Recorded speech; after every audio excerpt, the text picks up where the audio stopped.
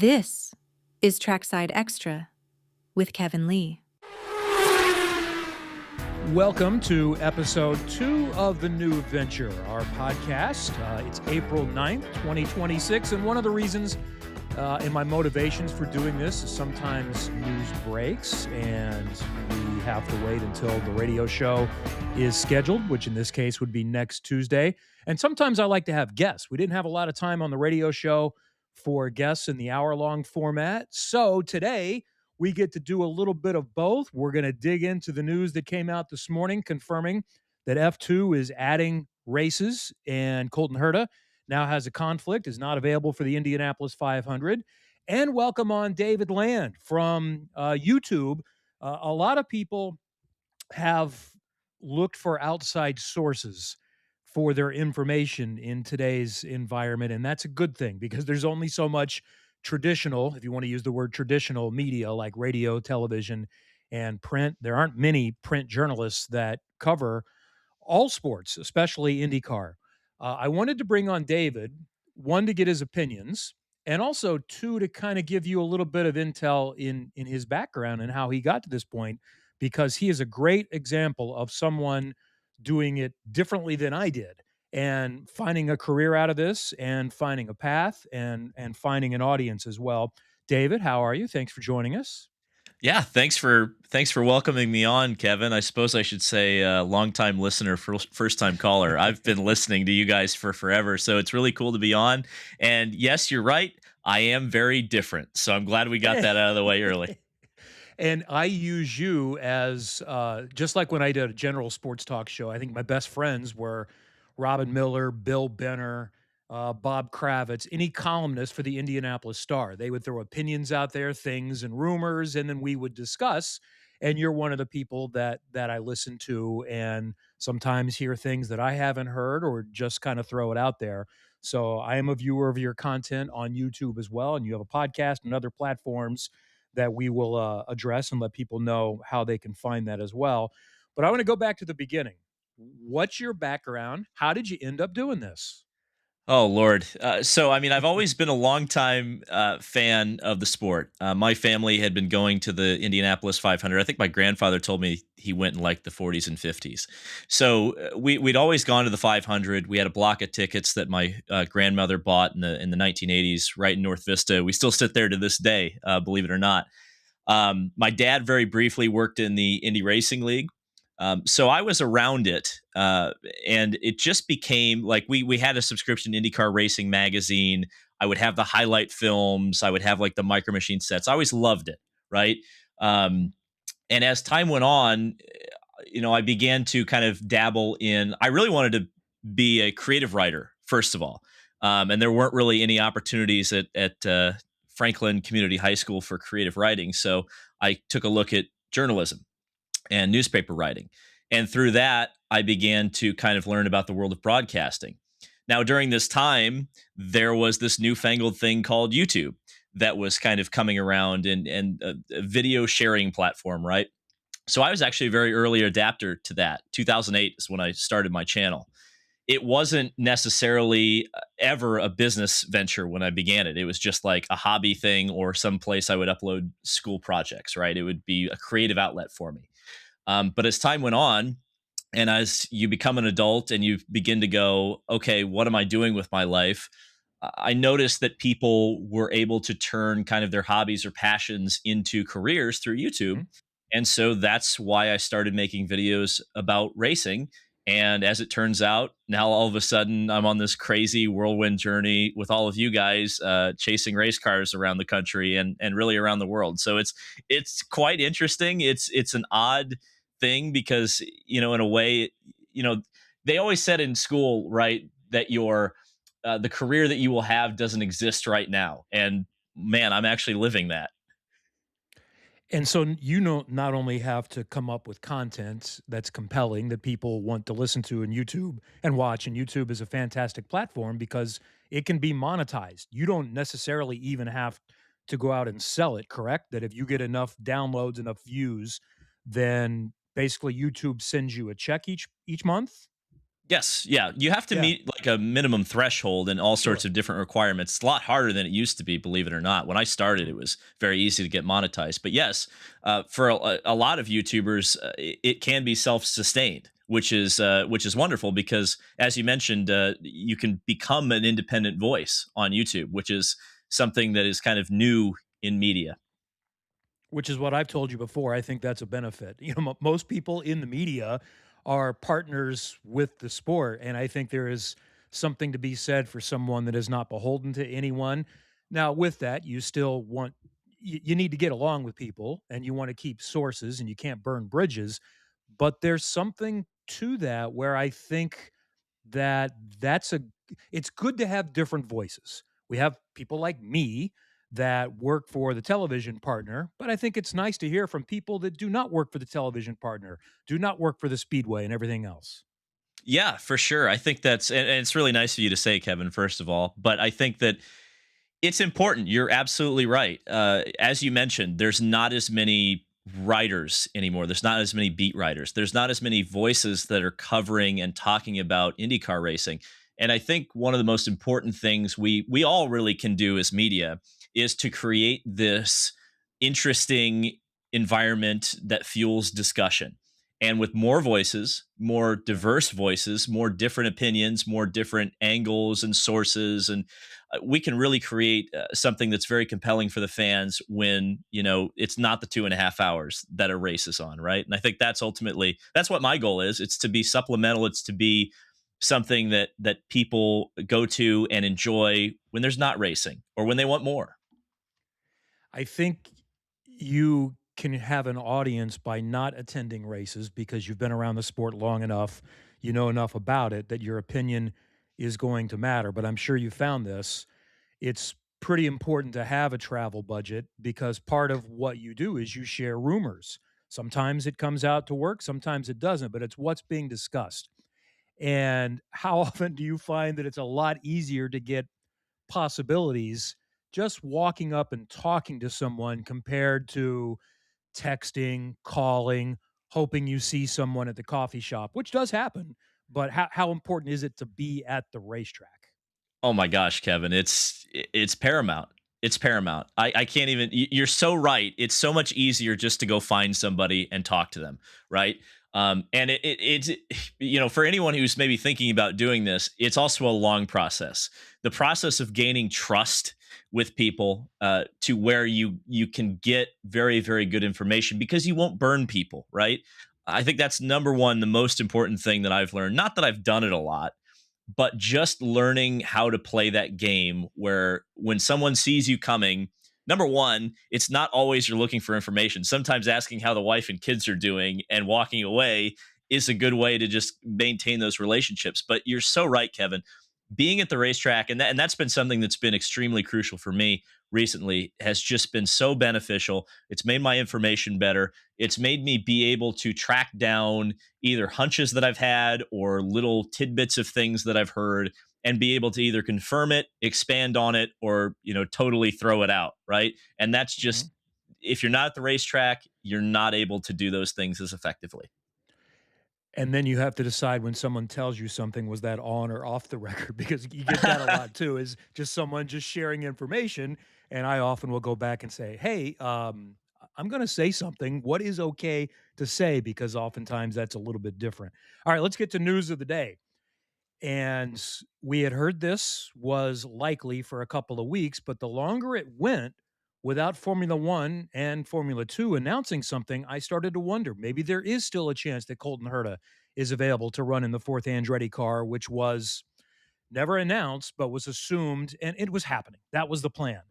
But one of the reasons they didn't announce it is because of things like this. Confirmed today that Miami and the Canadian Grand Prix will have F2 events. The Canadian Grand Prix is the same weekend as the Indy 500. Colton Herta is not available. You've posted something already on YouTube today, so I'll go at it from this path. So I've been saying for a while, if Hurt is not available, I'm not sure that Andretti is going to go to the expense to field the car. I don't know what driver out there kind of ticks their boxes. And I've even thrown out James Hinchcliffe without asking James Hinchcliffe, so he can't tell me, no, it's not a possibility. And I can just put that out there as plausible. I like to do that. I like to just say what's reasonable, what could happen. And I believe that would have been one of their better options. I threw out Fernando Alonso last week as well. What would entice Andretti? Well, then Jenna Friday, the Associated Press reports today, Dan Towers says we're still entering a car and it's woo-hoo. Who's it going to be? So you posted a video today. She then amended that a couple of hours later and says now Andretti is only going to run their 3 full-time entries. Do you have to change your entry, or did you wait to post until we got the full go-ahead that there is not going to be a 4th Andretti car? Well, I already knew there wasn't going to be a 4th Andretti car. Okay. That was one of those things that I was like, I made it pretty clear in the video that, I did talk about Jenna's tweet, obviously, because you have to, right? Yep. Jenna's pretty well connected, and you have to think, okay, well, maybe she knows something I don't. Yeah. As it turns out, that was a quote from a while back. And, the question of why didn't you ask somebody, to your point earlier, right, Kevin? You would ask, typically you'd go, hey, is this still the truth? But everything I've heard has been that, there have been some really strong programs, really strong drivers, well-funded drivers, or just like compelling big name drivers that could have filled this seat and have been trying to fill this seat and have been told pretty consistently no by Andretti. So I don't think it's hard to know for sure, but it doesn't seem like to me that there was ever really a realistic path, at least within the last few weeks to the last month or two, that there would be any driver in this car outside of Colton Herta. And of course, that now creates quite a conundrum for the Speedway, the series, and all of us, where now you're going, well, where do you get the 33rd car if not from Andretti? Is it Prema? Is it someone else out of left field? I don't know. And I don't think many people know right now. And so that's kind of, I guess, what we're going to be tracking in the next few weeks. And then I guess we just start next with Prema. And that's the one where I think we all agree. I think the chances are slim to none, but I cannot say none because we're talking about the whims of maybe a billionaire who lost and spent what, 30, 40, 50 million dollars last year. Who's to say that the prior owner that's trying to sell stake or the entire team doesn't say, you know what, what's another 2.5 million? What's another 1.5 million? Whatever the cost is, let's go ahead and enter the Indy 500. So that's part of it. I still find that highly unlikely. Well, the only compelling argument that I could see made for Prema to appear as Prema at the Indy 500 is, and it's not super compelling, but if you're trying to sell the team and you're trying to prove that you are selling a quality product, your car was on pole last year. You can go out there and replicate that again and say, hey, this is a quality program, a quality product. We're selling this. It's for sale. Maybe even put a for sale sign on the side pod, and that's your primary sponsor. I don't know. But unless someone comes in, an angel investor, or someone buys them, they have a Chevy engine, right? As far as we know, they at least have access to one Chevy engine. We kind of assume at this point that the Chevy that Abel is allegedly getting would be one of the two that were originally allocated for Prema. But there's still allegedly a Chevy engine out there that they could utilize. So the question now is, they still have employees. They have 2 drivers who are under contract. Both Callum Ilott and Robert Schwartzman had their options picked up. So you have no shortage of choice there. I think Callum would certainly be number 1 draft pick because he's actually been around.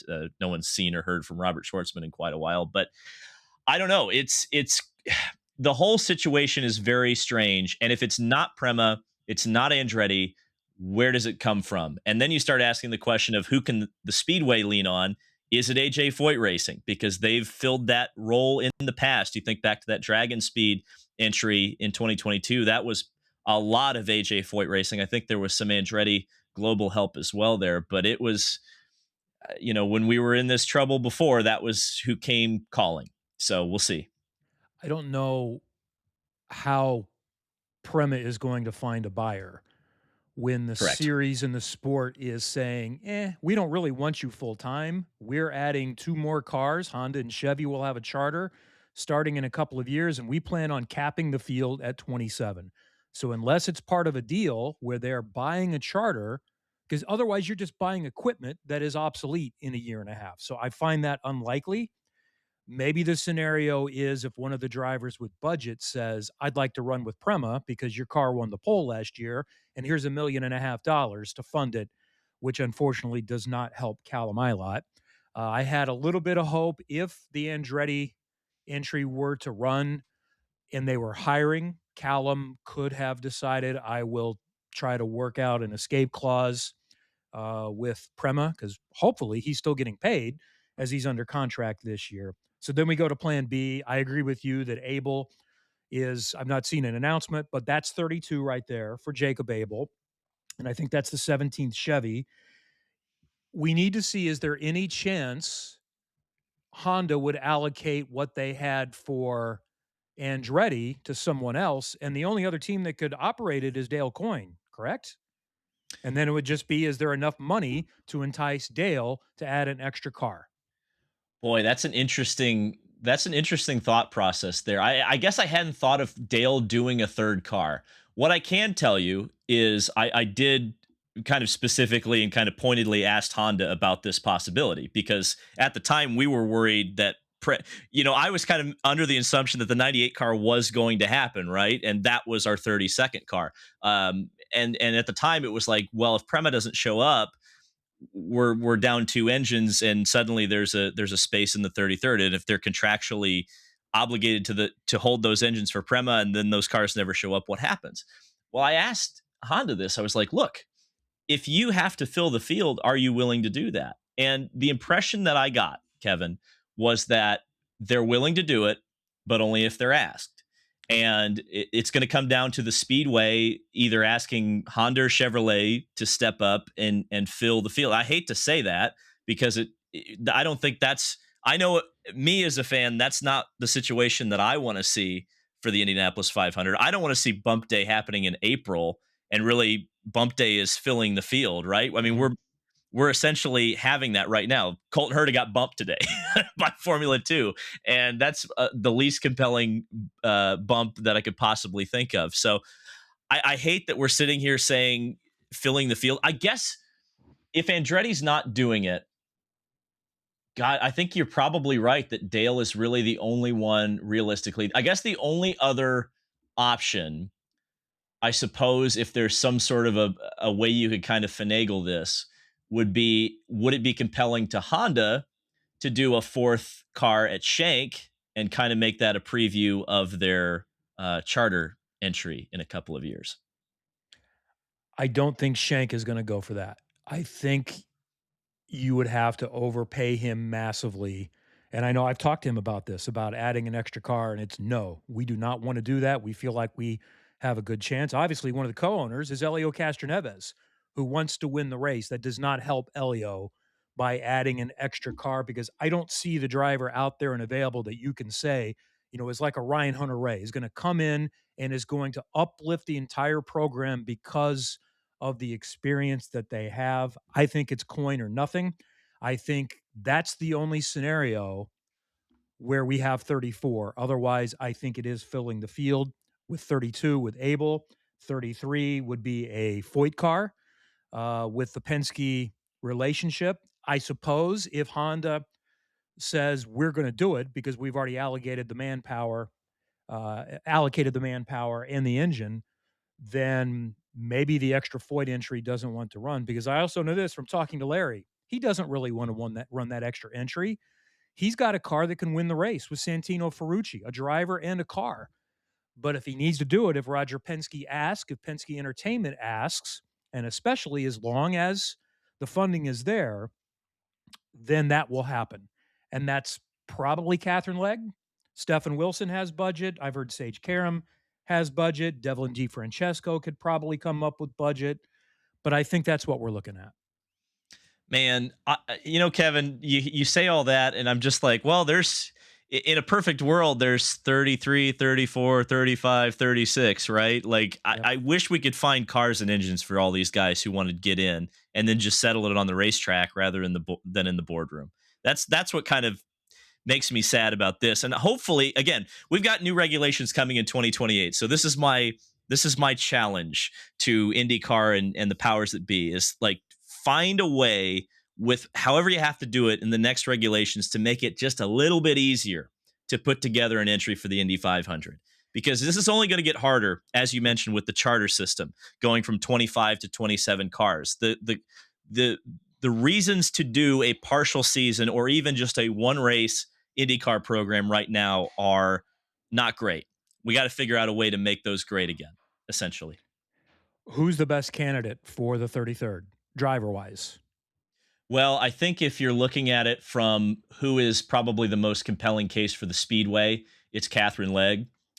From what I've spoken with, or what I kind of understand, the driver with the most budget is Stefan Wilson. So if that's the hill to get over, that's probably where you go. And I think talent wise, Callum Ilott, but things are not fair. So if Stefan Wilson has really good budget, I do give 34 a chance. I think that's what it will take. Whatever the number is that a team decides it costs to run the 500, say it's $1 million.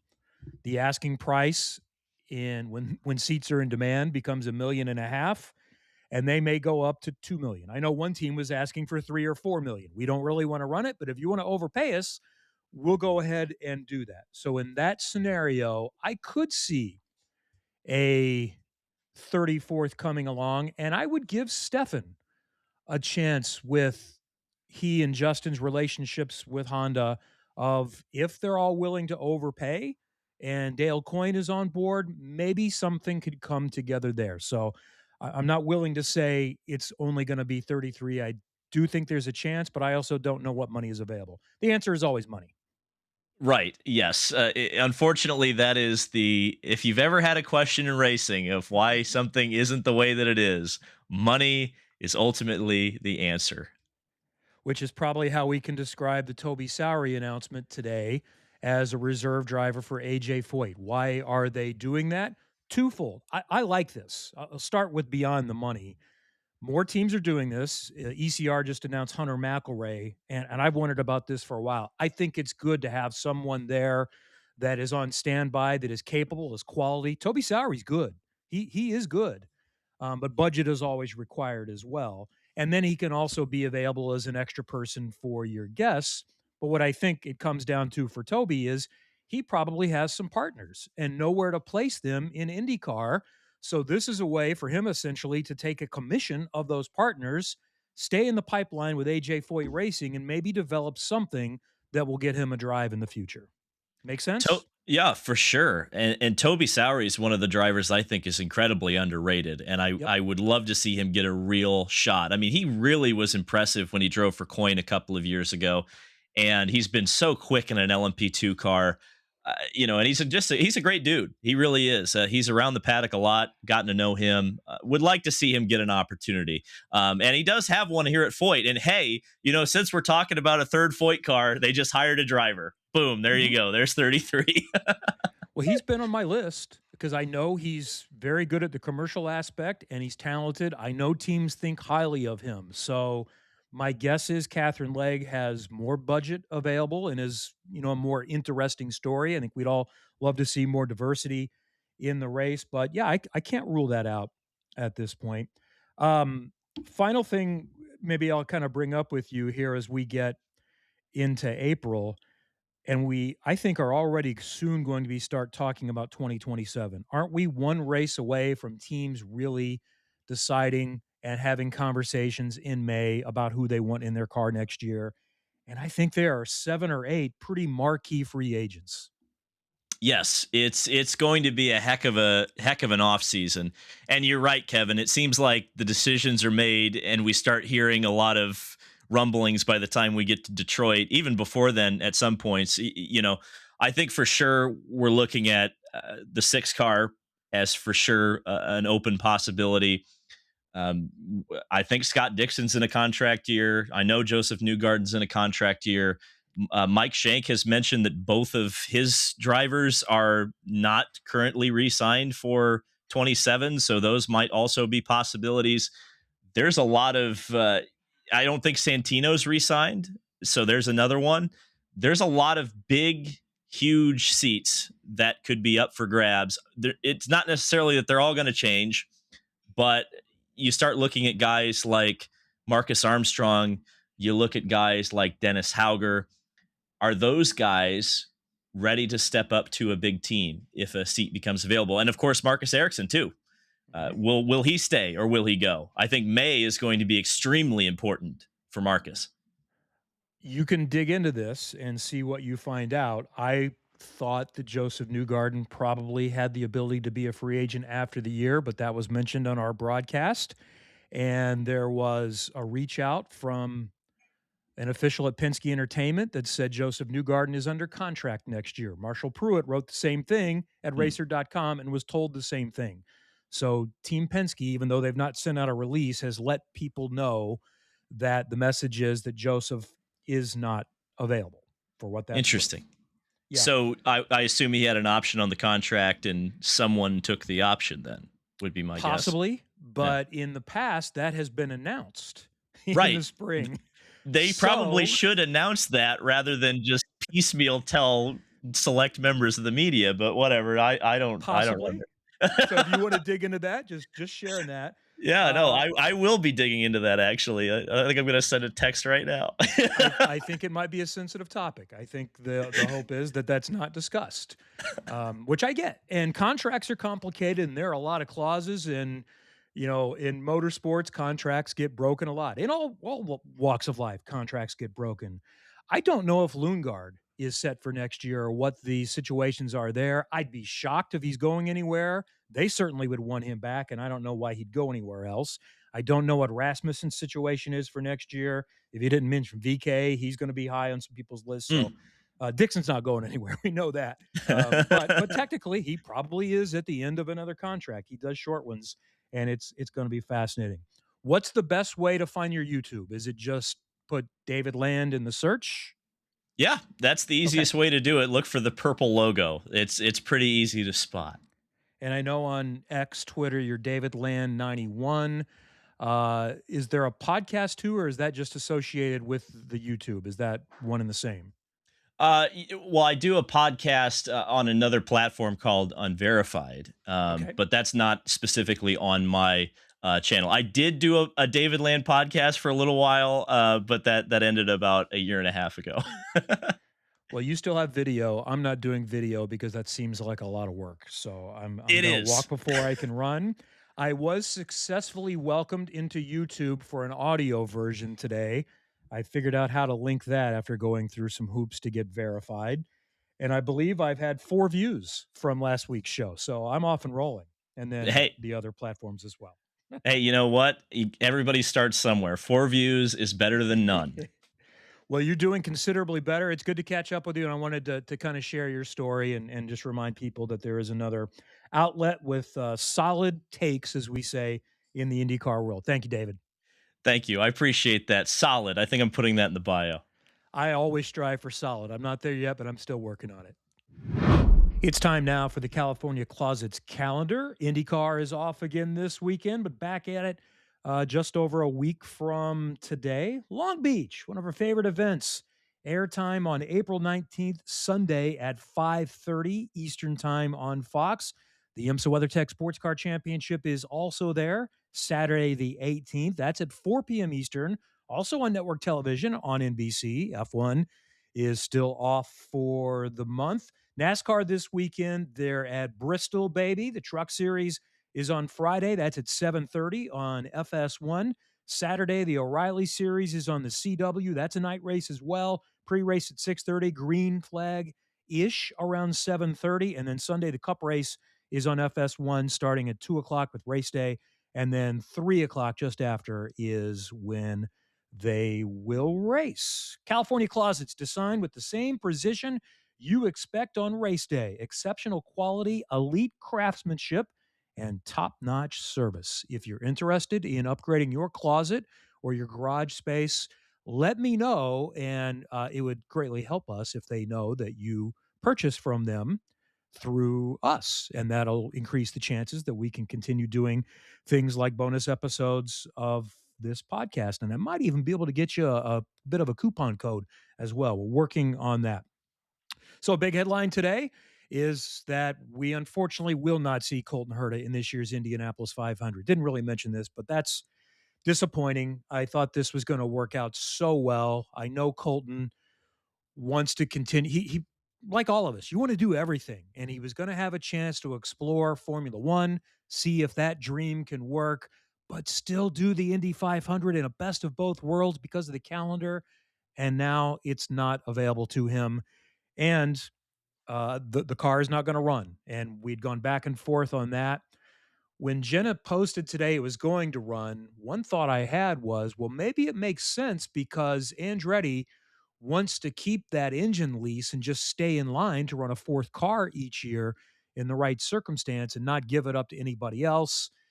But my guess is, especially if you give the engine partners enough notice, especially if you're one of the premier teams, they're going to give it to you. That's not going to be a problem.